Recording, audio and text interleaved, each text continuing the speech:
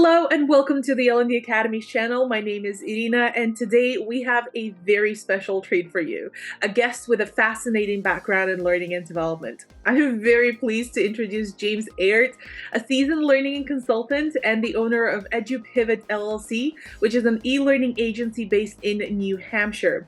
With a robust background in learning and development, consulting, and instructional design, James brings a wealth of expertise to the table. But there is obviously an intriguing twist. James acquired many of his learning and development skills in conflict areas and conflict zones of all places.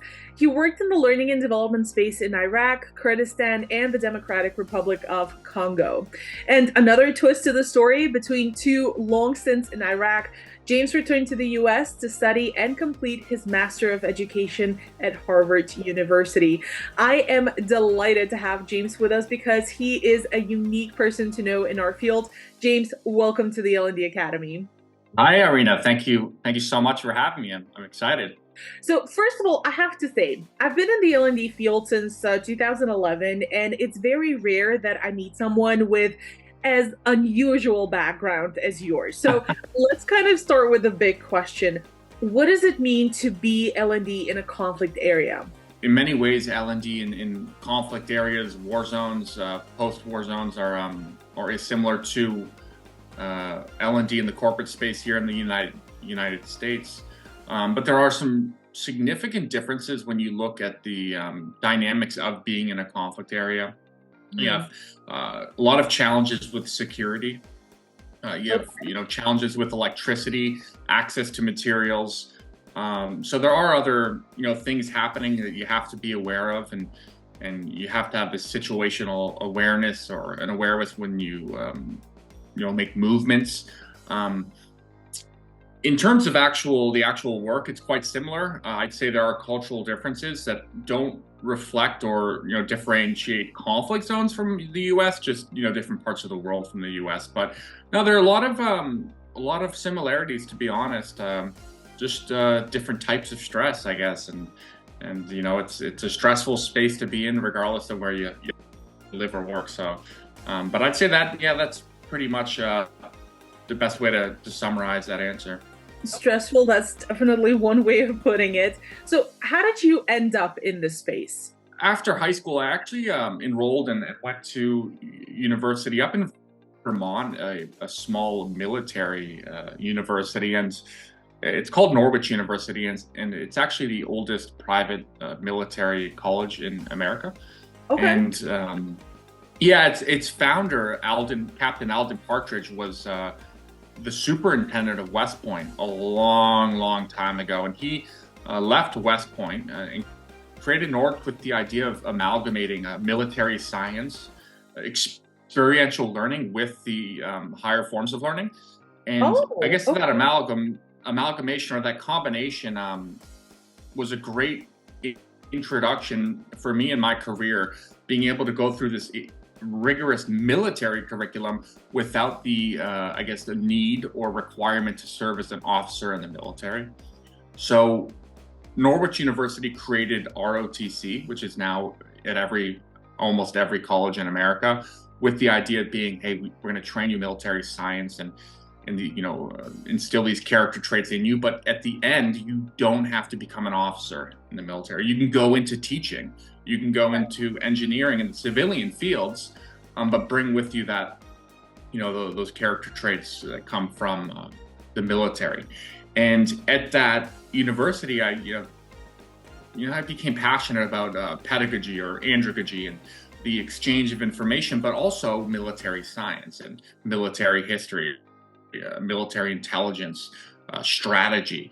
So that kind of overlap between war zones or war history and education, the more didactic areas of academia, it kind of blended them together, and that's where I became very fascinated and wanted to start a career in education, more specifically in conflict and post-conflict areas.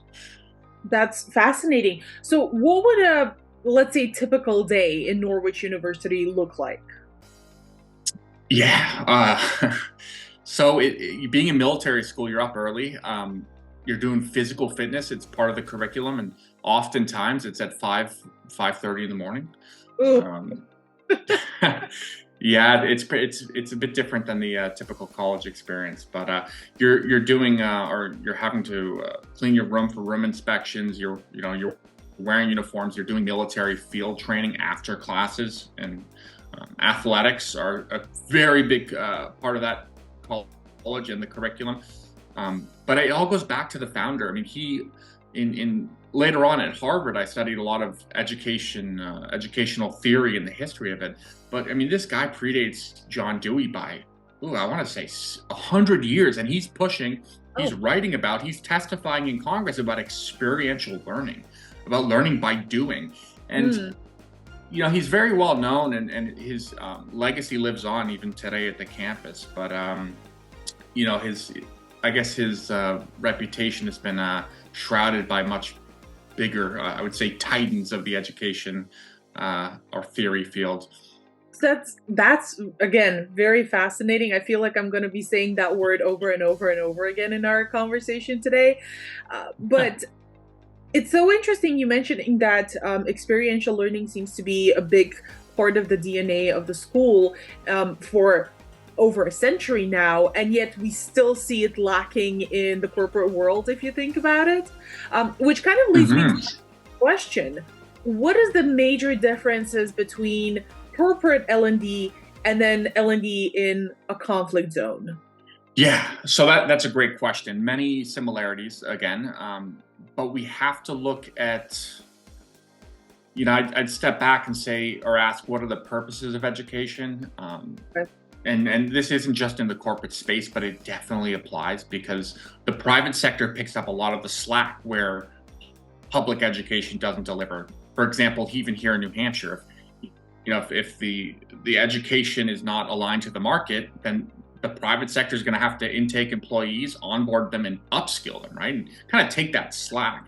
Now, in conflict areas or anywhere, right, there are three kind of big purposes for education, and they obviously overlap. They're not exclusive from each other or one another. But we have patriotism, an education format where you learn to be a good citizen or contribute to society. You have social mobility, education being the purpose to move up and down between layers of society. And then you have market-based education, which has become, in conflict zones, very, very, very, very important. And L&D in conflict zones, when you look at the market-based education coming out from higher education, is significant.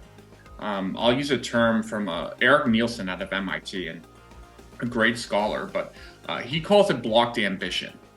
When you are in a highly volatile environment, and the university cannot train you or educate you to enter that labor market, then you're gonna, not everyone, but a lot of these ambitious students will go from being top of their class and doing everything right to not getting a job.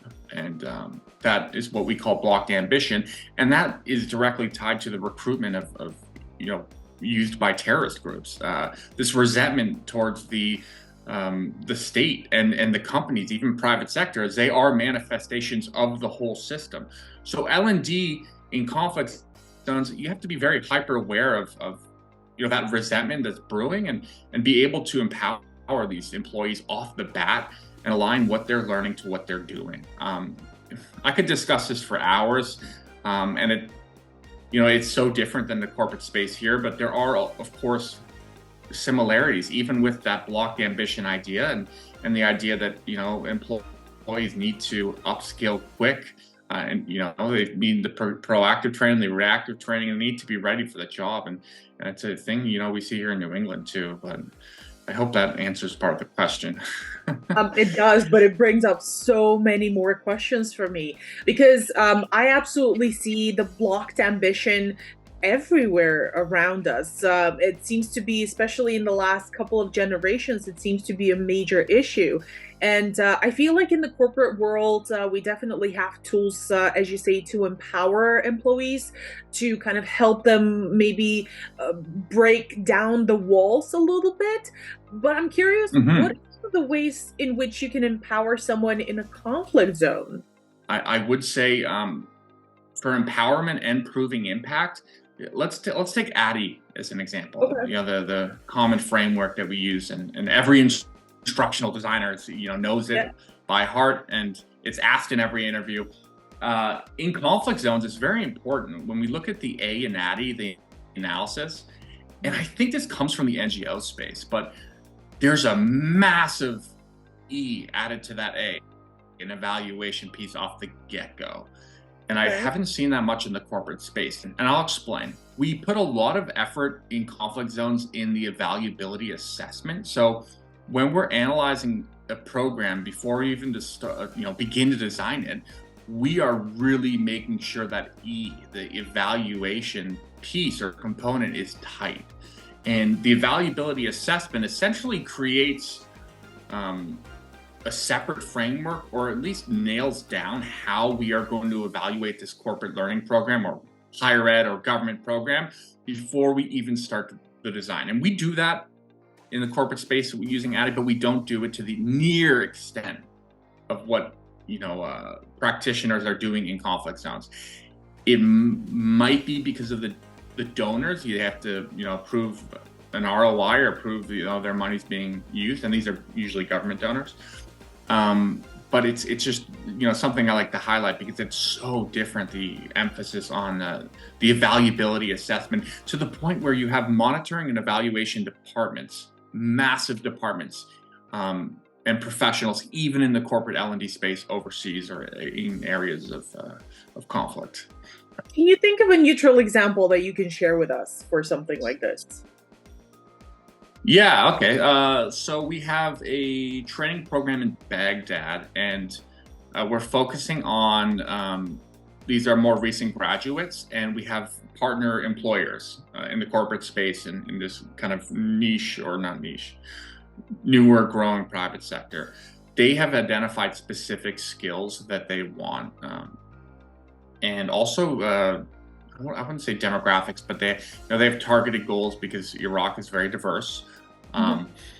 Before moving on to the design and development of that learning program, we are going to nail down how are we going to evaluate and hit those metrics, and even write an impact evaluation before we start the design and development process.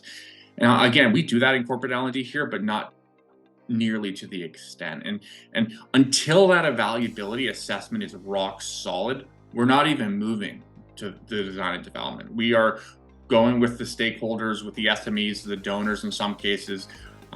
We're going back and forth, making sure that evaluability assessment, we all agree on how we're going to evaluate, what metrics we're looking for, how we're going to evaluate this learning program or initiative.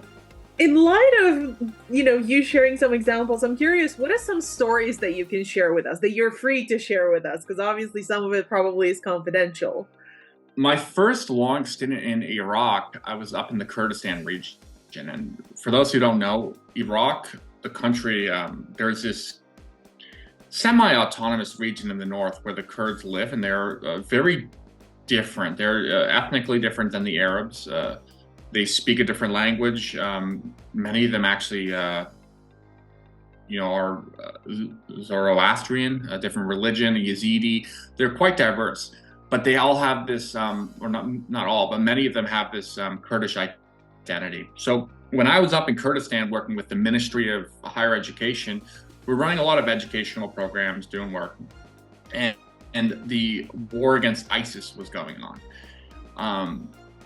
So I wouldn't say this is a specific story, but what would happen is I'd be running these programs, and a lot of times we have these Peshmerga in the classes. And Peshmerga are the military.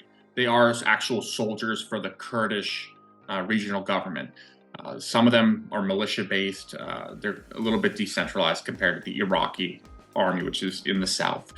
But I'd be running these programs, and one program, for instance, was upskilling the officers of the Peshmerga in English, because the coalition forces were on the ground and in the air assisting the Peshmerga in fighting ISIS.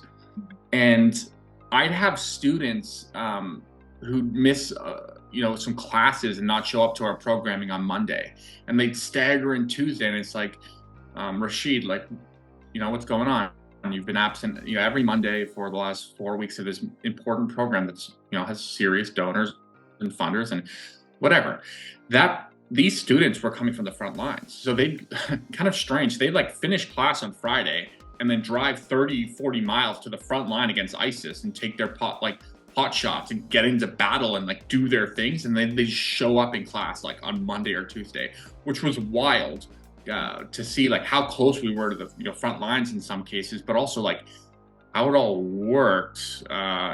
So I don't know if that's a specific story, but that happened a lot. And of course, you become close with a lot of these officers, and they say, hey, James, let's go down like Friday night. Let's go to the front. Let's go check out. You want to come see like the battle. But this was all in the Kirkuk province, or that part. Al Hawija was a big area of operations. But yeah, the amount of soldiers, students, employees that would go back and forth to the front line and fight, absolutely mind-blowing as an American. It kind of makes me think that the cost of not getting it right, in your case, in a conflict zone, is a lot higher, sometimes life or death, as opposed to the cost of not getting it right in the corporate world. Because if you don't get it right during a training in the corporate world, yeah, you wasted some time, you wasted some money, but no one dies out of it. Yeah, I mean, there have been instances where learners, students, or corporate learners have been in tough situations, and you lose some. But you're in such close proximity to war, and in some cases involved in war. I was at a university post in Kurdistan, and the Turks, Turkey and Kurdistan have always had a rough relationship. You can look that up, and it's been talked about for a long time. But it's at a university, and the Turkish F-16 dropped a 500-pound bomb right outside, and it was a dud. It didn't explode, but I mean, these things are quite common compared to the U.S. and corporate and L&D. But in between, there are these moments where you're like, whoa, like just. But day to day, it's pretty similar, and you're focused on work in the same way you are on this side of the pond. So I'm curious. You obviously have, like I mentioned several times already, a fascinating experience and fascinating background. What would you say are some of the hardest lessons you've had to learn? One lesson I'm still learning, and all L&D professionals you have to is that you have to forge like meaningful relationships with subject matter experts, with executives, with other stakeholders, especially if you're in the L&D strategy space. And that's something that I think all young professionals should start immediately trying to do is forge those relationships with subject matter experts. A lot of people are proud of being an expert in a certain field, and rightfully so. So you have to really manage personalities and try to break through, because as an ID or a learning and development manager or director, you have to connect and deal with these people. And again, you respect that they're experts and listen to them. And it's kind of tough as an instructional designer, because you are thrown around, or an L&D professional, you're kind of thrown around the gauntlet. You're viewed as overhead in the corporate space. But in conflict areas, same big challenge, and maybe more so because of cultural differences and different priorities. Being in areas that are dangerous, and with people who have families and things to worry about. I work with quite a few beginners in the L&D space, and stakeholder management in general seems to be one of those overlooked areas. So I appreciate you saying that. I'm curious, now that you mentioned the story and the example you gave earlier, what are some of the more popular training topics, let's say, in conflict zones? Or at least the ones that you've done? Social media. Okay. Management. I wouldn't say management, but social media. We have so much information, like this wealth of information. It's available, it's free. But how do we curate and find the proper information? Okay. In conflict zones, the ones I've worked in, that information kind of arrived a bit later. And so in the context of Iraq, it was during the Civil War, and in 2006, 2007, which was a part of the occupation, or the American-led coalition, that whole period of time. But it hit these conflict areas, the internet, like this information, which is really important in the corporate space. So a big topic that I've come across is how to create internal knowledge bases and kind of control the content, right? And also how to do research, proper research, and find information if you're at your office. And then English. I mean, English is the, like it, love it or hate it, it's become the kind of medium for which we access this information. So, and this isn't for conflict zones. I mean, this is across the world. As a result of English being so important to these the mass amount of information that we're trying to acquire, you need to learn it. When you learn it, you unlock this this kind of ability, or this access to the world. So that was always in demand. The skills and language were always in demand. But yeah, I'd say media, social media, information research, English, and then some business stuff. Like I've done a lot of work with banking in Iraq, for example, like basic business skills, kind of soft skills and stuff. I'm curious, what advice would you give beginners in this field? When hiring IDs, I think the skill that is in most demand, and it is never talked about, is a skill of writing. Like if you can I've hired and worked with the best IDs. The ones that I've worked with didn't study instructional design formally. They went to schools, liberal arts colleges in New England, which are incredible, like highly elite, intense colleges, like Bates, Bowdoin, Middlebury, Williams. I mean, these are the best schools, I'd argue, in the world. But these people can write. And I think that's the biggest gap we have in the instructional design space. And if you can write, I find writing is the only mode of communication where you really have to think, reflect before you communicate, compared to the speaking, which is also a productive skill, right? You're producing, but you're doing it on the fly. Writing, you really have to think and analyze. And if you can write and communicate, I find it, and I always tell new IDs to do this, upskill, like get your writing up to speed, be the best you can at writing, because you are writing for your learners in the corporate space. You are writing to your subject matter experts to try to work together. You're writing to your executives to prove, or try to prove, return on investment. Writing. And we don't have, in this ID space, the IDs I work with, we don't have great writing. And I hope I don't upset anyone. I'm not the best writer. I'm not a great writer, but I work hard on it. And I think it's the most in-demand skill. And I'll tell any new ID, learn the concepts, learn the theories, get your hands dirty in the trenches, work the tools, but take some of your time, focus on writing. I have one final question, and that is, how can people reach you if they want to learn more or partner with you? I'm always available to discuss, share a beer with on Zoom and discuss educational theory, learning science, any of that stuff. You can reach me, or you can go to my website, EduPivot.io. But you can also just reach out to me on LinkedIn. And I'm always open. I'm very curious as well, intellectually curious to learn about others and their stories and their careers. Just reach out. Excellent. We'll have both of those links down in the description. So if you want to reach out to James and ask him any questions or ask him more about his experience and background, feel free to check out the links in the description. Well, James, thank you so much for being our guest today. It has been just such a pleasure and truly fascinating to hear your story. I told you I was going to say the word fascinating a few more times before the end of this. This is it for our conversation. If you enjoyed this video, please consider liking, sharing, and subscribing to our channel. Thanks again for being here, and good luck.